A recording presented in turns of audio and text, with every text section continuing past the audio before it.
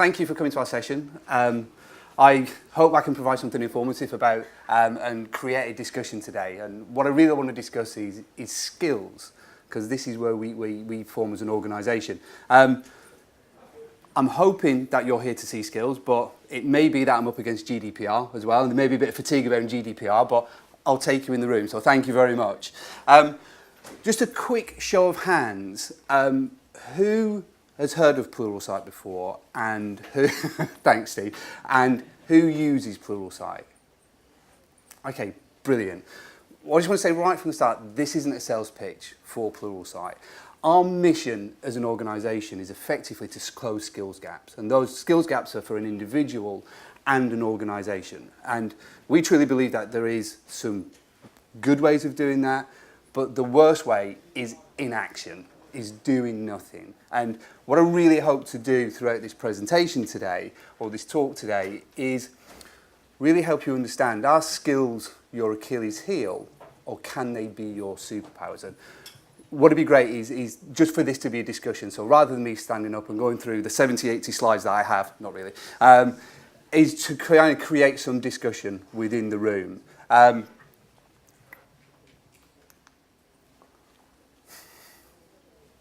So first slide. Some giggles around the room. Now this is unfair because this isn't just a CIO. This is across people that we talk to, for individuals, but also team managers as well. Would anybody like to share right from the start what they do to assess skills in their organisation today? No? Let me ask a different question then. Do you, we've got a show of hands, do you assess skills across your organisation? 1, 2, 3, 4. Brilliant. Fantastic. Can I ask how you do that, how you currently do that? So two methods. We have a talent database. Yeah. And we also do it through our objectives and a skills-based solution where people input their skills and they're measured against. Awesome. So I don't know if you heard that, but it's done through skills assessment and holding a database of those people who have those skills. That's brilliant. Thank you. The seats at the front. Come, join in. Welcome. Thank you. Well, this is common. This is typical that right now the skills gap is growing. And, oh, go on. So this is where we sit. We sit right in the middle of this technology skills gap. And technology right now is moving faster than our ability to learn it. Now, I've been selling IT training solutions for the best part of 18 years now. And when I first started, it was Microsoft NT4 moving into Windows 2000. Now, at that time, if you were a Microsoft engineer and you had a Windows 2000 certification, you were golden. You didn't really need to do anything for a good 2 years until that recertification happens. What we're seeing now across different technologies and different organisations is the ability or the need for people to wear different hats across different vendor lines, different roles. And do you know what? That kind of changes as well.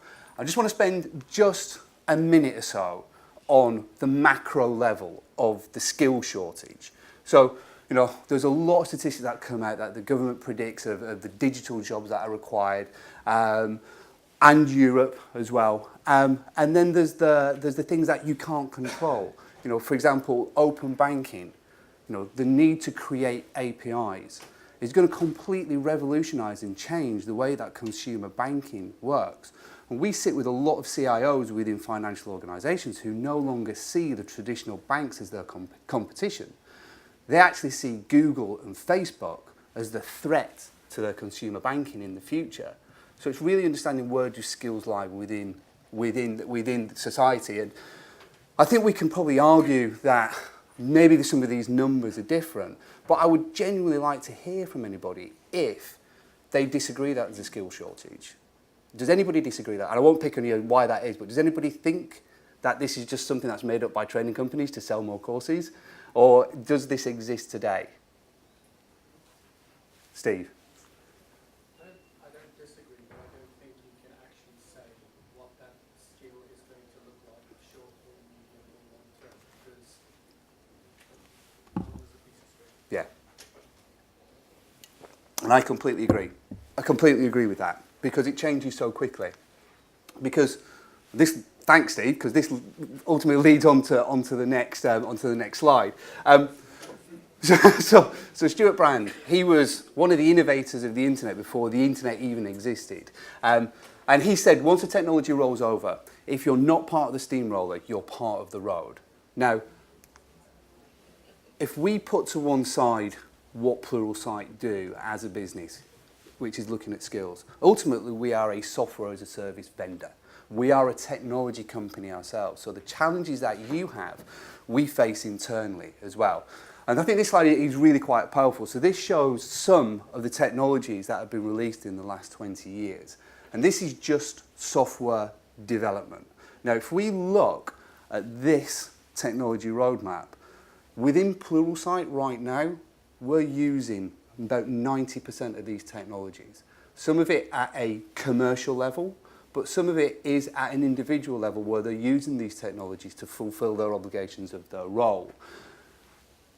So it's moving really quickly. And half of what you know now as a technology professional will no longer be relevant in 2 years' time. And that's just the pace of technology as it exists today. This is a statement, but I would love your comments on this. Is the classroom broken? Would anybody like to share? I don't think the ability to get people into a classroom is there anymore. It needs to be remote. You know, the delivery of training in a different fashion. The days of being able to send lots of people to sit in the classroom and be trained in that fashion doesn't really exist. I couldn't justify doing that for my team, and I'm a particularly big team anyway. Yeah. So I think the statement's probably right, but the question is, what does classroom mean? It's a great question. Yeah. It is a really good question. Does anybody else want to have any thoughts on this? I think the classroom's broken because it's still very much a parent-child relationship and not an adult-to-adult relationship. Interesting. I think there's still an expectation that it's the age-old thing. We all get to the end of the year. Oh, boo, I mean, we've not invested any money in it. I didn't get any training. I didn't send me any courses. I agree with the classroom. The classroom is the train. The classroom is it's no longer the getting anybody in the room. But I think it's equally, people need to take accountability for their own development. Do we as the professionals necessarily create the environment for people to do that? And Yeah. I would define that as the classroom, as that environment, regardless of the physical space. Thanks, Steve. So you were going to say something back as well? Yeah, I mean, I've just rolled out some Azure training to 16 IT members of staff, and I think one of the things that's worked for me is rather than it being a very generic course, we actually worked with a company and knew a bit about us to begin with, and then developed a tailored course, and it was very interactive, very lab orientated, and that was very positive compared to some of the generic courses that I've sent people on Yeah. that were a bit agnostic and they didn't get as much out of it. So it's, I think that really yeah. worked for knowing us and then delivering the training. So it's very targeted learning to a very targeted population whose skills, if you forget about training, whose skills you needed to increase. And that's brilliant. That's the perfect way of doing it. What I would love to put in here is, just under here, is the classroom only strategy is broken. Because yes, we are an online learning technology platform, but we still believe instructor-led learning has its place. And I think that's a really great example. It's just not scalable. And it's not scalable, you know, within smaller organisations like yourselves or very large organisations as well. All I would add to that. And this is happening at Pluralsight. This is what we're seeing internally as well as externally. I just want to give a couple of customer examples or examples of organisations that we've worked with and some of the challenges that they've had. And again, this isn't pitching Pluralsight because there's multiple solutions as part of this. But Aviva were looking to completely change the delivery architecture. And if you look at what they were looking to do, they were looking to, this is I've got the word coming up as well. It's a digital transformation. It's an internal digital transformation. It's a different way of doing something. So how did we go around doing that? I think this, for me, is really clear. The first thing to do is identify the important skills. And the important word is important. What are the important skills for you as an organisation who are going through a digital transformation? Not just today, but what's it going to look like in 2 to 3 year times, or what can you predict it's going to look like in 2 to 3 years time? Then there's a requirement to measure existing skills based on that technology roadmap, and as you've said, there is a route and a way to doing that. And there's definitely some best practices that we can share in order to do that as well. But then ultimately what you're looking at then is a gap analysis, and a gap analysis on an individual level and a team and company level. And the traditional way of this, if I'm honest with you, from the tech leaders that we speak to, is to hire your way out of this gap analysis. And we speak to a lot of people who talk about churning staff and churn of software developers. And one of the reasons for that is people are coming in and they're skilled, technology changes, and then they're behind the curve. So now they're looking to then rehire. And that's a really expensive way of doing it. So, we talk about the digital transformation. And this is just a slide just to highlight some of the challenges. And there's 4 very, very clear ones on here, but I know I'm preaching to the converted here with existing deadlines. There is a requirement to do more with less, but there's also that requirement to keep the light switch on, to do the BAU, as well as invest in the future and invest in the future of your technology.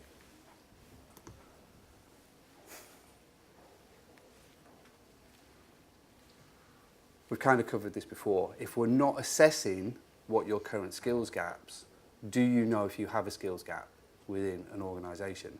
And I think one of the ways in which this really shows up is projects being delayed, implementations not going through, people not happy in their roles. If you're an individual and you're coming in and you don't have the skills to do the job and you're constantly behind the deadline, that shows up in internal employee NPS scores. I spoke to a CIO about 18 months ago, and consistently in their employee survey, training and development was something that came up on a consistent basis, and it was never addressed. It was never addressed because they had a learning solution, but that learning solution wasn't fit for that particular organisation. So it's about listening to employees, it's about listening to and understanding what they require on an individual level and on a team level as well. So I just want to, sorry, wait 1 second. So another customer example, and this is one that was led by learning. So learning, the learning team recognised that there was an issue, but with O2 Telefonica, the biggest challenge was pace. Was the pace in which technology was changing from mobile consumer devices to business consumer devices, both internally and externally. The proliferation of apps, the proliferation of different ways of doing things, they were constantly behind the curve. And having that ability to learn at your own speed, in your own time, in your own location, was something that you mentioned before, where the classroom can do a certain amount. But there's also something called the Ebbinghaus forgetting curve, and I'm not sure if anybody's aware of this, but the Ebbinghaus forgetting curve, effectively, it plots over 30, 60, 90 days. And effectively, if you're not implementing that knowledge at the time of need, you lose that knowledge. So having a blended approach, and that's not necessarily to say that Pluralsight is the right answer, but it's not necessarily that it is the right answer, but having a blended approach and doing something in a different way can sometimes drive different results. And it's good to learn something complex at a time when your brain is most active. And that's really fingertip learning while you're doing, having access to materials and content as you're doing the role. And the other thing is the volume of people to be trained. We're talking over 1,000 technology professionals who needed to be skilled in a very short period of time. This was learning-led, and this is a discussion slide that I'd love to discuss in a little bit more depth. You actually had a sim, then. Does everybody know who the CLO is? Yeah. So this for me, this is quite a personal thing for me, and this is for me being in learning for 18 years. The people who need the most skills are the people who sit within technology, who need those digital skills. And I know this is a challenging statement, but we hear it a lot from the people that we work with. Traditionally, what happens, and correct me if I'm wrong, and I'd love to find out if this is the same for this room as well, is the traditional way of doing things is learning doesn't understand the technology, so they'll give the budget for learning to the tech leaders. So then you've got tech leaders who are trying to solve business learning development problems without that scope. Does that resonate with the room?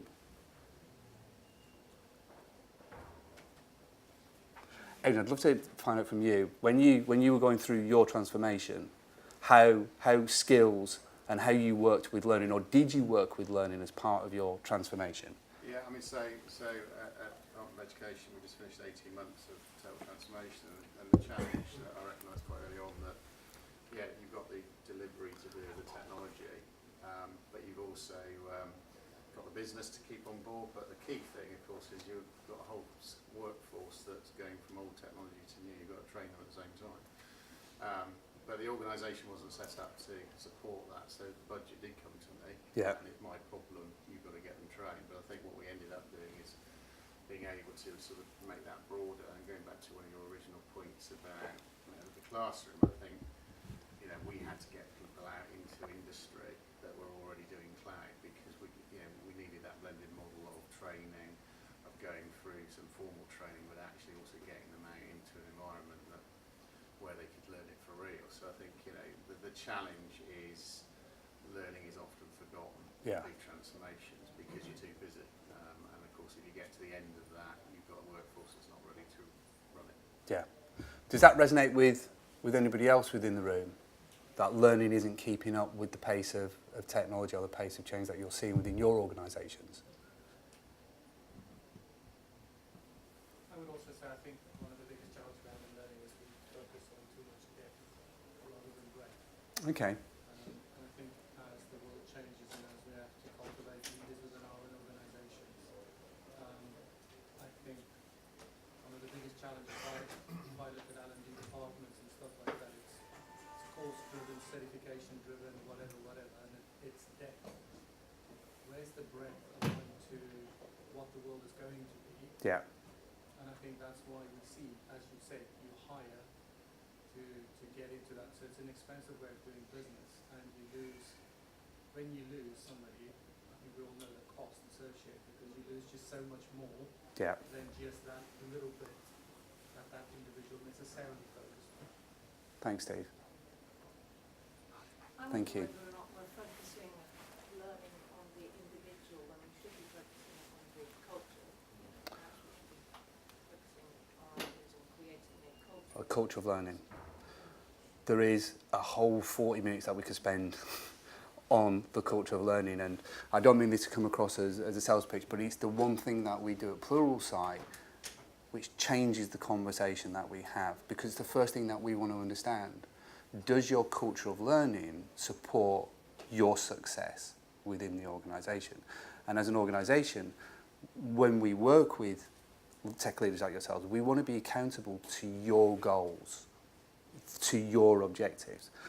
So if we look at some of the organisations that we work with, we're being held accountable to an increase in NPS score through web platforms. We're being accountable to less reliance on contractors because they want to bring those skills in-house. And it's a really good question. How do you develop that culture of learning? I'll give you one piece of advice right now. Set time aside to learn. Even if you have to build that into the budget, set an hour aside a week. We're not saying use Pluralsight or use the platform. Watch a TED talk. Use a piece of learning. Go speak to a colleague and see how they're doing things differently. That in itself can create a culture of learning. A challenging question for yourself as well, if you don't mind me asking. Do you share with your team what you're currently learning? Yeah, in fact, I asked all of my team and leaders myself to share whatever they learned from events like this.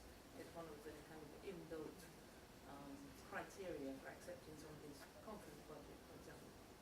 Brilliant. Fantastic. And do you work... Sorry, I'll come back just one second. Just a really quick question. Do you work to personal development plans as well internally? Does everybody have a... It's a great question. Unfortunately, I work in education and not everybody has a development plan. Yeah. And the reason that I asked that, because I think you're exactly right. I think you're exactly right with the comment that you originally made about learning culture, and we should address the learning culture. But it starts with the individual. And you know, if somebody doesn't understand what skills they need, then they're on a journey of going through the dark, effectively. But thank you so much for your comment. Please, thank you. I've got a question for you. Yes. I think we do okay in terms of technology training. You as an organisation, or Well, yes. or the room? Probably Yeah. genuinely, actually, we Yeah. invest a lot of money in that. But one thing I see is a real gap is the technology literacy of the rest of the organisation. Yeah. So that's something I really struggle with. Okay. We do okay, but the expectations of the rest of the organisation are sometimes completely barred. And lots of the new language that we're using, agile, project development, digital transformation, whatever the hell that means, often means that they can help the world without having to define what their requirements are. Yeah.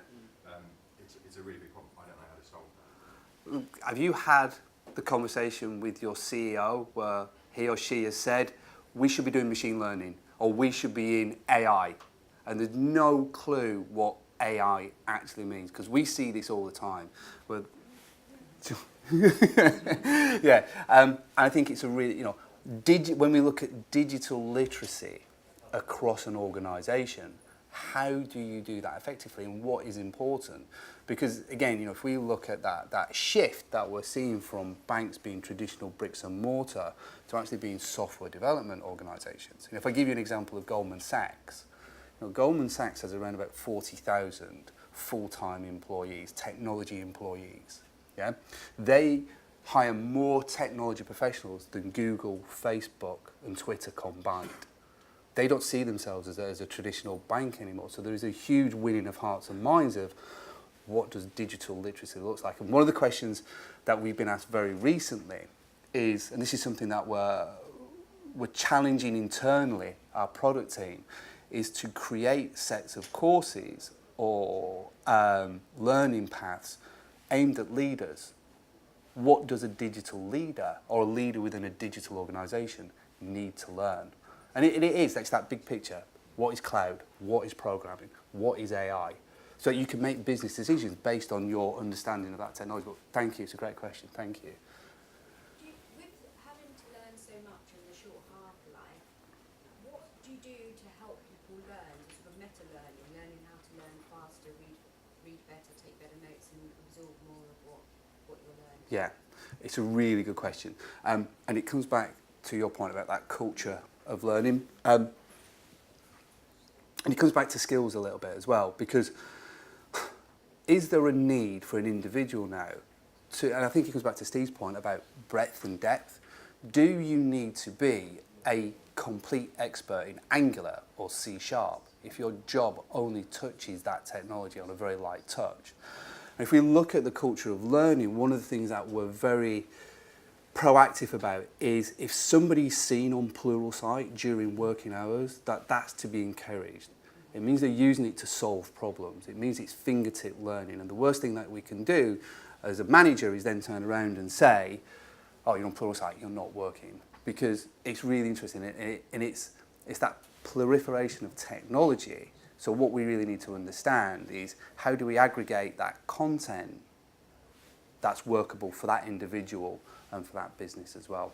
But it's a challenge. Yeah, it's also so that someone doesn't just, like with e-learning courses, which are a lot of be compliant or some other kind of courses we can click through the screens and might not have actually absorbed it. Yeah. The information. So how do you get people to actually learn? Yeah, learn. Yeah. Just complete courses. It's the biggest challenge that we have. It really is. It's the biggest challenge that we have. Have I That was the last slide, anyway. I'll be honest with you, it's the biggest challenge that we have. This sounds really. I'll tell you. I had a recent conversation with one of the top 4 consultancy firms, and they've got a big bet on skills next year. And one of the things that the VP of Cloud said to me was, "This sounds horrible, but I'm going to lose people because of this project." Yeah, there are people that aren't willing to learn, and unfortunately, they become the outliers. They become the people that don't get picked for the projects. They're the people that are only working on the legacy systems. If you're a technology professional now and you're not keeping your skills up to date, we have a term, and we nicked it from a guy called Ray Wang, and it's digital Darwinism. And digital Darwinism is unkind to those who wait, and that's on an individual level and an organizational level. So we can give people the tools and we can give people but at some point they have to drink the water. I don't know if that's the right, but they have to learn. And there's a difference between knowledge retention and having something that means you may not have to know all that knowledge, that you can work side by side on something. Does that answer your question? It's a big question, that. It really is. I mean, if I could Yeah. just, because something we did in our organisation, we ran a trainer-trainer scheme with champions, and they were just employees, basically, who signed up to the scheme, and over there. And it worked really well. So we ran a couple of courses, new joiner training, and it was all the collaboration tools that people wanted to use, but we made it, what's in it for me? Yeah. They wanted to come along, so they wanted to be able to be flexible, work from home and things. And the user base went up, but it's good to have that background so you can go back to your desk Yes. and still have that. Yeah. In terms of getting the organisation engaged, that really helped. And some of the champions that signed up were actually director level and things as well, which was quite interesting. People walked in the room and they go, "Oh, trainer." Yeah. But that helped with the engagement. Champions work really well. So when we work with your typical service desk, what we'll try and do is get third line support to create a channel of courses for second line and second line for first line, because nobody wants to be first line their entire life. Hopefully not. So there is a clear path, there's a progression path. But again, it comes down to that individual. As soon as that technology is released, like the Matrix, you can plug something into the back of the head and you've learnt it, there is a requirement for you as an individual to understand, if you can't retain that knowledge, working out how you do. Any other questions? Oh, Steve. Said it well this morning when he said if you were to hire yourself, you were going for an interview. Yeah. I think we all talk about monetizing data. Do we ever talk about monetizing skills? Because how much is that skill actually worth to the organisation? So I think if you kind of start there, I think we like this phrase about finding the next unicorn or the purple squirrel, or that when you try and hire somebody, why? Because everyone has to have this great funky new title that no one knows what the hell it is. So I think there's a top-down thinking that needs to happen about how we take people on that journey. Because you can say to this guy, by you improving this skill, this is the value to the business, but this is the value to you, because externally, and you've said, you and I have spoken, I love the phrase with big guys in my team, if you're not happy, find your happiness elsewhere. Yeah. It's something Yeah. like that. But I think monetizing skill is a really lacking business practice as well. Steve, I'm doing everything in my power now not to sell futures. We're told categorically not to sell futures, but that's something that we're working on. I told you. Thank you. Thank you so much for turning up, and thank you for listening. Thank you.